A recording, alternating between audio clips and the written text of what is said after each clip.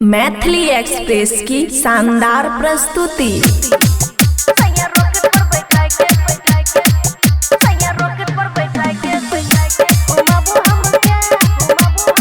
खुशी recording studio बलुआहा। इतर मार ले लो दहिया गम गम गम के माथे टिकली पिया सट ले लो लमक के सैया रॉकेट पर बैठा के घुमाबू हम के सैया रॉकेट पर बैठा के घुमाबू हम के।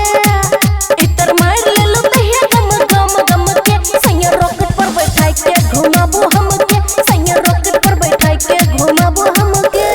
डीजे गुड बलुआई सैया रॉकेट पर बैठा के सैया रॉकेट पर बैठा के घुमाबू हम के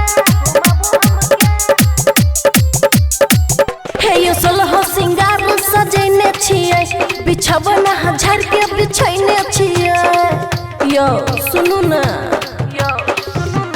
हाँ हाँ सोलह सिंगार सजैने छियै बिछबना हजार के बिछैने छियै।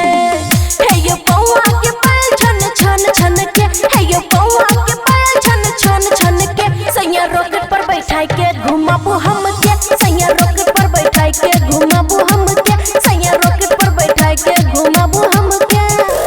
डीजे गुड बलुआई सैया रॉकेट पर बैठा के सैया रॉकेट पर बैठा के घुमाबू हम के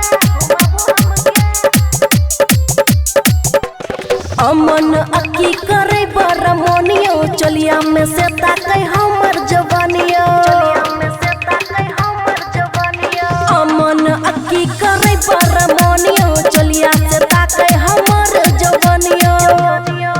देखी खुशियाँ बाबू देवेंद्र चमके देखी खुशियाँ बाबू देवेंद्र चमके सैया रॉकेट पर बैठा के घुमाबू हम के सैया रॉकेट पर बैठा के घुमाबू हम के सैया रॉकेट पर बैठा के। खुशी रिकॉर्डिंग स्टूडियो बलुआहा।